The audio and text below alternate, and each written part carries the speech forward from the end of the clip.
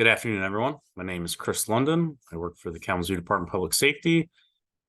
Today, I'm going to be talking to you about calling a Mayday for the Week 6 oral presentation for the KCC EMS IC course, and today is July 2nd, 2023. Just a little background. I have been a firefighter for over 12 years, and calling a Mayday, RIT, which is Rapid Intervention Team, operations, and firefighter self-rescue is something I find extremely important. So that's what we're going to talk about today. So what I'd like you all to do is close your eyes, and I want you to try to envision that you're a firefighter. You're wearing all the firefighter turnout gear, got a mask on your face, everything's heavy. You're inside a building. You can't see, it's completely dark, it's full of smoke. The building's on fire, it's warm, it's hot, and you've become separated from your partner, and you're lost, and you can't find the way out. What do you do? So go ahead and open your eyes, and that's what we're going to talk about today. How to recognize these situations that we're in and how to call a Mayday. A little bit of housekeeping. This is a pre-recorded class, so please feel free to pause at your convenience. Maybe make some notes. If you would like to ask me some clarifying questions at the end of the course, be happy to answer those. So some quick information. Over about the last 3 decades, the number of fires in the United States have declined. They've gone down, but we're still seeing roughly the same number of firefighter deaths every year, even though those number of fires are down. We're doing a really good job with fire prevention, educating the public on smoke alarms, in-home fire suppression systems, having escape plans for you and your family. And those number of fires are down, but we're still, as firefighters, we're still dying at the same rate every year. Part of that is because building construction is different. Things are being made more cheaply, so houses burn faster when they do catch on fire. And then also because of the less fires, especially new firefighters are less experienced. So NIOSH, which is the National Institute on Occupational Safety and Health, cited 5 common factors in firefighter fatalities. The first one is a breakdown in the ICS system. ICS is the Incident Command System. This is the system or the program that firefighters use in emergency incidents to have a structure, command structure to that scene, so that one firefighter only answers to one boss. So a breakdown in that system was cited as one of the factors. Second factor is a lack of SOPs. SOPs are standard operating policies or procedures. So a lack in those SOPs, departments not having a Mayday policy, not having a RIT, which is that Rapid Intervention Team, who is the team that goes in and rescues down firefighters, not having policies on those things. The third was a breakdown in the accountability system. On these fire scenes, we use accountability in order to keep track of who's on scene, where they're operating, and what they're doing. So a breakdown in that system, especially a lot of times in the very early stages of a structure fire response, that accountability system is maybe not in place yet. So the incident commander, who's the firefighter in charge of a scene, doesn't know where everybody's at, possibly. So breakdown on that is a huge factor. The fourth factor is a breakdown in fireground communications. Just like in any job, communications are extremely important. Not having good communication has definitely led to a lot of these incidents. If you review firefighter fatality case studies, communication is almost often the number one factor. And then the last factor is a lack of recognition of key fire behavior in building construction. So when those first units get on scene, they need to recognize the seriousness of the fire behavior that's happening, and then the type of building in building construction that fire is in. Recognizing that we have a new new house that's built, we should be able to tell and know some things about that and how that's going to affect our operations on scene. So those are some of the common factors in firefighter fatalities. So we're going to start out with objective 1, which is defining what is a mayday. So a mayday, in its most basic terms, is a distress signal. Fire services adopted this from the maritime community, where a mayday means that something is wrong with the ship and they need help. So we in turn use it the same way. It's used to indicate that a firefighter is having an emergency, essentially, and requires immediate assistance from other firefighters. This is usually most frequently transmitted over the radio to request assistance for ourselves or another firefighter, or to report that another firefighter is missing or in trouble. Now, this is why it's important for all firefighters on the fire ground to have their own radio. If I'm in a fire with another firefighter and I fall through the floor and get knocked unconscious, that other firefighter needs to have a radio in order to be able to call that mayday for me, to tell the other units that something happened to me, because I'm not able to do it myself. When we transmit these maydays, they should bring an immediate response from the IC, who is the incident commander, and that's the firefighter in charge of the scene, and it takes precedence over all other radio communications. We have different types of radio communications on the fire ground. We have routine traffic, we have priority traffic, we have emergent traffic. But the mayday traffic takes precedence over all other types of radio communication. So a quick knowledge check. Please feel free to pause the video to try to answer it. But what is a mayday in its most basic terms? And the answer to that is it's a distress signal. What radio traffic does a mayday take precedence over? And the answer to that is it takes precedence over all other radio traffic. Moving on to objective 2, we're going to identify when to call a mayday. We want to declare a mayday as soon as we think that we are in danger. The earlier we can call this, the better the possibility of the outcome. We know we carry our air, breathing air with us, so we have a limited supply. The fire is still active, which means it could be getting worse. So the longer we wait, the worse things can be. So some of the situations that we might come across or have to face that would require a mayday are air emergencies. So we're running out of air. An SCBA. SCBA is our self-contained breathing apparatus, a malfunction with that. So maybe something breaks on our SCBA and it's blowing off air faster than it should. A collapse of the structure. So floor collapses, we fall through it.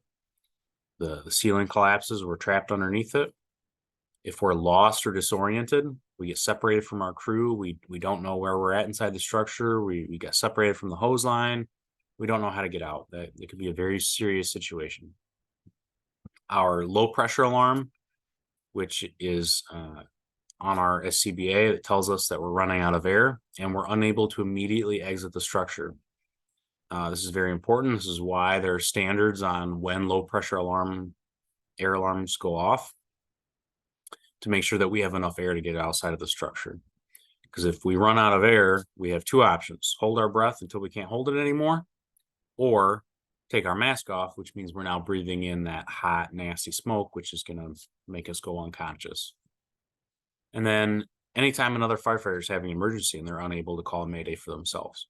And this is not an all-inclusive list. These are just some basic, some situations that firefighters might face. So firefighters often wait until it's too late to call for assistance. Part of this is because we think we can handle the situation ourselves. Another reason is because we don't want to be the boy who called wolf, and then 30 seconds later, after we call our mayday, we find a window and we get out of the structure. But the problem is we don't know that we're going to be able to solve the problem ourselves. So the longer we wait, we burn through more air, the fire is potentially getting bigger and making the situation worse, and it's going to make it harder for other firefighters to come rescue us. Panic is a leading contributor to firefighter death. We want to make sure that we train on this stuff, because we don't want to be panicking when it happens. We don't rise to the occasion when these serious situations occur. We fall to our level of training. So we want to make sure that we have the knowledge on this stuff and we've done practical training in order to prepare for it.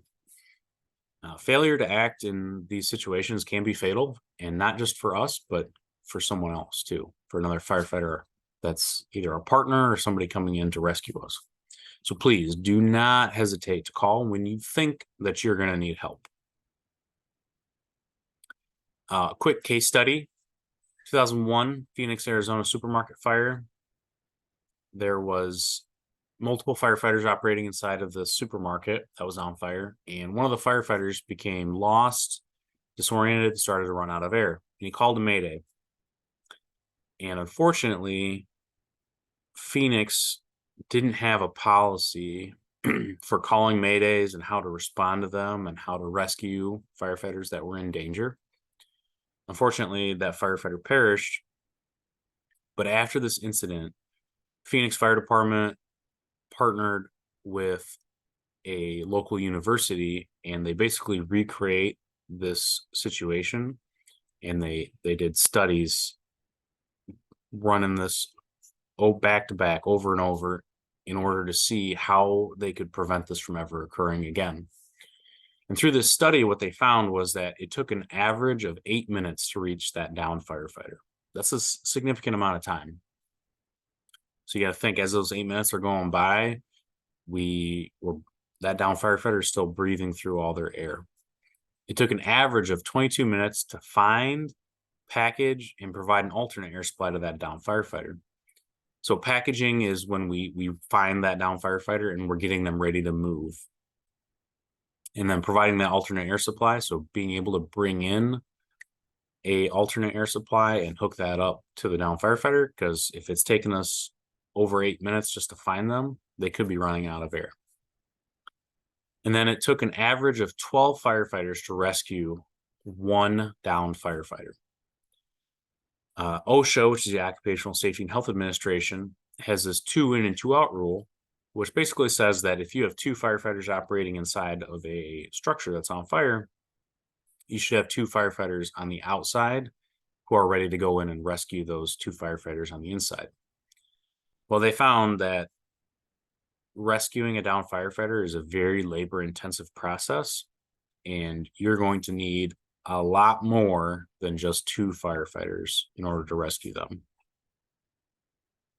So the study that Phoenix did after this incident really paved the way for rapid intervention team training and policies for the future to help keep all firefighters more safe in the future. A quick knowledge check. Should you wait until you are already in danger before you call a mayday? And the answer to that is, of course, no. We want to call it as soon as we think we're in danger. Should you call a mayday if another firefighter is having an emergency? Yes, we should if that firefighter is not able to call a mayday for themselves. A quick safety message. We want to make sure that our SCBA cylinders are filled completely to their rated amount when we do our SCBA checks every day. So when firefighters come on duty, they should be checking their SCBA, their air supply. And quite often when we fill these SCBA cylinders, they're filled with pressure. So we take higher pressure air and put that into a smaller container. Well, when that pressure transfers, it creates heat, which means that air is expanding. So it's taking the same amount of air is taking up more space. So usually an hour or 2 after we fill those cylinders, they cool off, which means the pressure is less now, which actually means that there's less air. So a typical SCBA cylinder today is 4,500 PSI. So if it cools off, it might only be reading 4,200 or 4,000 PSI. So a loss or lack of 500 PSI by that bottle being short, that could be equal to about 60 breaths for the average fit firefighter. That's several minutes of air that we're shorting ourselves if we don't make sure our cylinders are full. So please make sure your cylinders are completely full when you start your shift. Objective 3, we've identified what a Mayday is and when we should call one. So now we're going to talk about how to call a Mayday. First thing we want to do is follow department SOP, standard operating policy or procedure. Every department should have a Mayday policy, and we want to make sure that we're very knowledgeable about this. We've trained on this and we know what to do so that we don't panic. We can fall to our level of training. Another thing is fire departments often call in other neighboring departments to help them on structure fires. So it's a really good idea for departments in the same geographic area to follow the same policy. That way, when another fire department's on my fire scene and they call a Mayday, we're all operating under the same policy. So we're going to follow that policy. We're going to recognize that a Mayday is needed, and then we're going to get on our radio and we're going to transmit Mayday, Mayday, Mayday. And we're going to wait for a reply from the IC, the incident commander. And that reply should sound something like, Mayday unit, go ahead with your traffic. Once we get that reply, we're going to broadcast our LUNAR. And LUNAR stands for, it's LUNAR. It's an acronym we use to help us remember what information to provide. And that stands for location, unit, name, air and assignment, and resources needed. Location is first, because if we can't get any of the rest of the information out, they know that there's a firefighter having a Mayday and they know where they're at because you've given them your location. So that could be as simple as, I'm on the first floor, I'm on the second floor, I'm in the kitchen on the first floor, or maybe you don't know where you're at because you're disoriented. Last I knew, I was on the first floor near the kitchen. Unit, that is what apparatus we're responding off of. So that it could be engine 1, and then name, which is firefighter London, air and assignment. So air is how much air that I have remaining. So I have 2,000 PSI remaining. Assignment, I was on first floor search. That's also going to help with, if you don't know where you're at, but you were assigned here, that could give them a starting point. And then resources needed. What do you need to get out of your emergency? That could be as simple as, I'm lost and disoriented, I just need somebody to come find me, or I'm stuck under the ceiling collapse and I'm stuck under the collapse. I'm going to need tools to help get me out. So this all together would sound something like, I'm on the first floor. Last I knew, I was near the kitchen. Engine 1, firefighter London. I have 2,000 PSI remaining. I was on first floor search, and I just need a crew to come find me and help me get out. That's our LUNAR. After we broadcast our LUNAR, it's going to be acknowledged by the incident commander. And at this point, we want to try to conserve our air. So unless we need to get on the radio to provide any additional updates, we're going to stay off the radio. We're going to we're going to activate our PASS device, which is our personal alert safety system, which is built into our SCBA packs, and it makes a really loud noise that goes off continuously. We're going to activate that, and that's going to help other firefighters to locate us because it's making a lot of noise. And then if we're able to, we're going to attempt to self-rescue. So if we're trapped underneath debris and we're unable to move, we want to try to just conserve air. But if we're able to move around, we want to try to find a door, a window, a better location. Maybe we're close to the fire. We want to try to get away from the fire, or a hose line, something. We're going to do stuff to help us self-rescue ourselves. What does the L in LUNAR stand for? And that is location. Probably the most important information that we can get out, other than the fact that we're having a Mayday situation. When should you activate your PASS during a Mayday emergency? And that is after we've broadcast our LUNAR and it's been acknowledged by the incident commander. Thank you for watching my presentation. I encourage you to email me through KCC or send a message on the message board if you have any questions. And thank you for your time.